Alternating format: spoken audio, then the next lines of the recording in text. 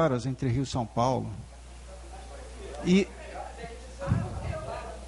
por causa da precariedade da linha que era usada para trem de carga. Não, a prioridade era do passageiro. A linha era ruim. Bem, são algumas coisas que acho que são importantes a gente dizer. Primeiro que a Divisão Técnica de Transporte vai encaminhar, em conjunto com o Fórum, para o Clube de Engenharia pedir prorrogação de prazo. Acho que essa é a primeira ação nossa aí. Tem que ser essa, solicitar prorrogação de prazo, já que o prazo está estourando. Segundo, é discutir o que é essa reunião pública, né? Reunião pública, qual o caráter de uma reunião pública? Também solicitar essa informação. Outro ponto que eu achei também interessante é que a discussão, né, e as decisões estão sendo muito locais quando malha ferroviária não está restrita só a um município, né? Então, essa discussão não pode ser local. Ela tem que ser uma discussão mais abrangente. E solicitar também que seja feita uma reunião no Clube de Engenharia para que a gente possa discutir isso de forma... Uma tomada de subsídio aqui. Isso aqui uma reunião aqui também, né? Depois de saber que reunião pública, qual o caráter dessa reunião pública, né? Solicitar que seja feito aqui também no Clube de Engenharia. E convidar os representantes da região sudeste, né? Aqueles que discutem justamente malha ferroviária, para dar contribuição, porque isso é uma discussão também da região sudeste, né? Principalmente da região sudeste. Agora, eu tenho algumas dúvidas, né? Por exemplo, o contrato da FCA e MRS não estava previsto também a contrapartida com passageiros? Me parece que isso não cumpriu. Então, quando o contrato não se cumpre o contrato, o que acontece? Né? Não, o contrato é de concessão de carga. A gente não tem compromisso com passageiros. Mas não havia uma... Ele permitia passagens até dois pares de trens por dia. De quem quiser passar. E parece que ocorreram alguns problemas porque justamente a prioridade da passagem de carga e comprometia de passageiros. Essa é a informação que eu tenho. Até seria interessante depois a gente ver até que ponto esse contrato ele era... Realmente era cumprido o contrato, né, o cumprimento do contrato. E a minha maior questão, né, que eu pergunto é que quando você coloca, né, e aí a pergunta é para a mesa, né, quando nós colocamos que a prioridade é o transporte de carga, né, e não é o de passageiros, aí qual a atribuição da NTT e qual a atribuição do Ministério dos Transportes? Porque aí, se nós vamos discutir malha ferroviária, passageiros e carga, né? Passageiros e carga, qual a atribuição de quem? Quem responde pela parte de passageiros, quem responde... E eu falo isso, não é a transferência para o Estado.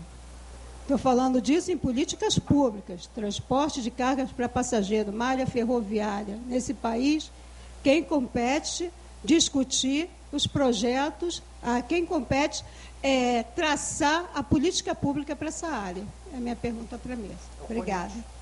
Aí, em maio, nós vamos fazer uma grande discussão aqui no clube sobre transporte ferroviário e malha ferroviária. Obrigada. No nosso cronograma aqui, a gente está com um tempo já escasso. Então, passar a palavra para a mesa, para as respostas, começar pelo NTT. Olha, eu não sei se eu vou conseguir tudo, mas vamos lá. Meu Deus. A NTT, ela atua no mercado de transporte, regulando as empresas prestadoras de serviço de transporte.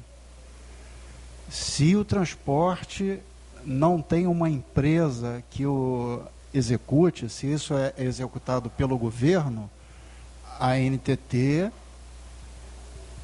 por exemplo, se o governo do estado for operar o trem Barrinha, aí pode-se até dispensar uma licitação.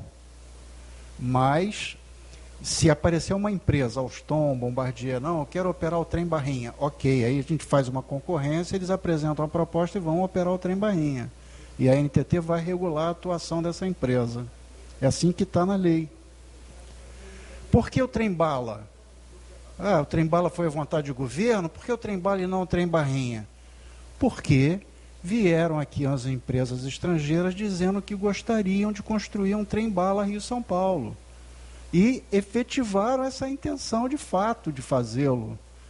Em função dessa manifestação de interesse, o governo começou um processo de licitação, que por conta de injunções políticas, para aqui, para ali, vai para lá, vai para cá, não sei o quê, essas empresas que tinham manifestado interesse no trem Rio-São Paulo acabaram desistindo por conta da modelagem que foi feita. Então agora está se revendo a modelagem do trem-bala para que aquelas empresas interessadas retornem ao processo. Um prazo para o PIO, como foi perguntado, o doutor Almir respondeu por mim. Se não consigo fazer a Norte e Sul em 40 anos, imagina 11 mil quilômetros, em quanto tempo eu vou conseguir. Bacana o doutor Cesário também falar dessa importância da iniciativa privada, tentar participar disso, ver qual é a empresa que tem interesse em ajudar nessas demandas todas. Para o próprio tem Barrinha, porque se já pensou se a Alstom chegar, não, vamos fazer o Barrinha, tem demanda, vamos estudar a demanda. O que não pode é a NTT estimular o governo a fazer isso. Não é papel da NTT executar nada. Nós regulamos o mercado de transporte. Essa é a função institucional da NTT. A estação também, que vira museu, ou qualquer coisa assim, gente, a estação é um bem histórico. Eu acho que algumas delas têm um valor assim comensurável, muito bonitas, e estão num estado deplorável. Lamento não conseguir uma alternativa aí pública ou privada que possa dar uma nova utilização para aquele bem imóvel, mas que de fato para a ferrovia ela representa uma tecnologia ultrapassada. A estação ela servia num processo de licenciamento de trens que não se usa mais. Hoje em dia nós temos uma comunicação via satélite que dispensou todos os serviços da estação para carga, né? Foi falado também da importância econômica do PIO e de uma forma dos usuários dos carros desistirem do carro e passar ao trem. Ok, mas o PIO é o Programa de Integração Logística. Se eu estou com um problema de mobilidade urbana para fazer esses deslocamentos aí, isso está fora do PIO. Sobre critérios para definir antieconômico, né? O que acontece? É aquilo que eu expliquei. Nós estávamos na linha de tentar recuperar todos os trechos que estavam abandonados. E quando surgiu a demanda do PIO, para um novo Brasil, a gente entrou numa fase de otimismo muito grande. Vamos tentar resolver essa modelagem aí das concessões anteriores e vamos criar uma malha ferroviária nacional. Precisamos substituir esses trechos aqui antigos por novos, com geometria, eficiência energética, bitola, sem entraves, transporte. Bom, para fazer essa substituição, a legislação manda que eu só posso fazer isso com trechos antieconômicos. Então, os trechos foram analisados através de fluxo de caixa e foram classificados em antieconômicos e economicamente viáveis, apenas através do custo de transporte e das demandas que a própria concessionária informa anualmente para a NTT. Os prazos da obra do PIO, já respondi. Acho até que a proposta de vocês de tentar preservar essas linhas para que não sejam lá retirados os trilhos até que o PIO seja efetivado seria uma coisa interessante. A proposta de prorrogação de prazo atinge a política governamental de forma incisiva. Acho que é um pleito difícil. Deliberação do Ministério dos Transportes, esses prazos. Nós temos pressa, vocês têm acompanhado no jornal, e a reclamação já do atraso dessas licitações para a ferrovia já estão nas páginas dos jornais aí. A possibilidade de uma reunião pública que eu já comentei seria muito interessante.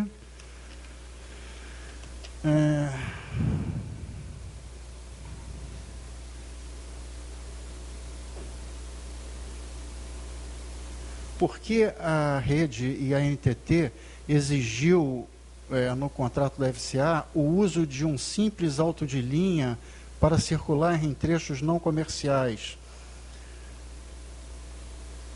A linha estava com uma baixa demanda e a concessionária não tinha mercado para fazer o transporte. E eu queria fazer a inspeção do trecho para ir registrando o que estava acontecendo lá. E eles estavam abandonando a manutenção. Eu falei assim, não, então pelo menos você tem que deixar eu passar aqui. Foi isso, uma coisa simples. E no caso de haver, se eu constatasse na inspeção que havia possibilidade de demanda ou qualquer outra coisa, eles teriam que recuperar aquela linha lá.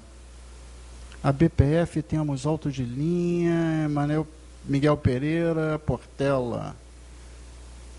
Graças aos nossos custos. Legal, Miguel Pereira, saudosa lembrança. Barão de Mauá é uma estação histórica. O trecho aqui de Praia Formosa, vocês devem estar acompanhando, né? Está dentro do projeto olímpico aí da Prefeitura. Barão de Mauá não é concessão federal. Toda a linha entre Praia Formosa, Barão de Mauá, até lá Visconde de Itaboraí, é concessão do governo do estado do Rio de Janeiro. O trem de prata, Rio-São Paulo, o trem de prata também ele se tornou inviável por convivência do trem de passageiro com o trem de carga numa linha não adaptada a esse compartilhamento. Esse problema de compartilhar passageiro com carga precisa ter uma linha adequada para isso, porque o leito da ferrovia ela se deforma com a passagem da carga. Isso aconteceu... A opção pela carga no Brasil aconteceu na década de 60, quando houve a dieselização da ferrovia e o transporte de carga, de elevada carga por eixo. E hoje nós falamos aqui no Brasil em 37 toneladas por eixo já. Estamos transportando carga com alta eficiência, equipamentos dos mais modernos. Na Europa, eles compartilham carga e passageiro. Para vocês terem uma ideia, o ICE 3 lá da Alemanha, ele não entrava na França, porque ele tinha uma carga por eixo de 20 toneladas, e a França só admitia trens de 18 toneladas. Gente, se eu falar no Brasil em transporte de carga com 18 toneladas por eixo, eu estou totalmente fora de mercado. Nós estamos já a 37 toneladas por eixo. Nós não temos nada a aprender com a Europa. Nós temos o Brasil, ele está na linha de ponta em heavy haul, tanto da indústria ferroviária, quanto das próprias operadoras. Agora, em passageiro, para compartilhar com essas linhas, eu preciso ter linhas novas, adaptadas para isso, senão não vai passar. Porque as linhas, elas se deformam. E o que acontecia com o trem de prata? Era aquele balanço que tornava a viagem...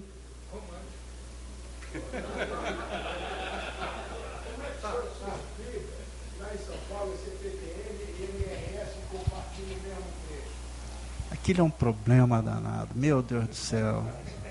Você não sabe o que é estar na plataforma lá da Estação da Luz e ver um trem de carga da MRS passando. É deprimente, é horrível. Daí o projeto que a NTT começou junto com a MRS para fazer o ferroanel, que muito pouca gente sabe, beneficia o estado do Rio de Janeiro. Porque o ferroanel, eu consigo ligar a região portuária do Rio ao interior do Brasil direto, sem passar dentro da Estação da Luz. Mas a MRS ali, rapaz, olha, o governo criou um tremendo passivo contratual com a MRS, porque a linha de concessão da MRS, Santos Jundiaí, SR4, Santos Jundiaí, MRS não consegue passar na linha que é dela, concedida a ela. Por quê? O passageiro da CPTM do subúrbio de São Paulo, você tem dúvida que é prioritário? Não tem dúvida, é prioritário, sim. Tem que passar. E quem sai prejudicado? A carga. É a carga lá que sai prejudicada. E quem vai pagar essa conta? Você acha que a MRS está engolindo isso fácil? Mauro Simões. Não, mas compartilha com grande limitação. Não, eles têm que passar a 15 km por hora devagarzinho na linha do passageiro. Mauro Simões e Luiz Otávio. Eu acho que as perguntas que foram feitas para vocês, você já conseguiu responder todas elas, né? Que já são 8h05. Passar aqui agora para o Pastore. Se tiver alguma aí que você veja que não respondeu, aí você retorna ao final. Na verdade, não tem nenhuma pergunta dirigida para mim. A única que está dirigida aqui, na verdade, é que seria para o Cesário. Porque o Eduardo Ringues, ele está aí, Eduardo? Eduardo, você fez uma pergunta sobre os grupos que produzem vagões, fabricam. O homem que responde é isso aqui, é da Bifé. Tá?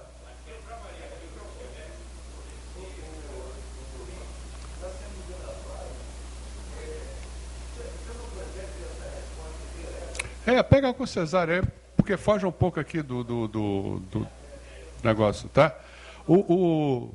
Deixa eu fazer um apanhado, tá? Acho que dado adiantado da hora, eu acho importante a gente passar para ele, tentar passar uma síntese disso tudo. Qual é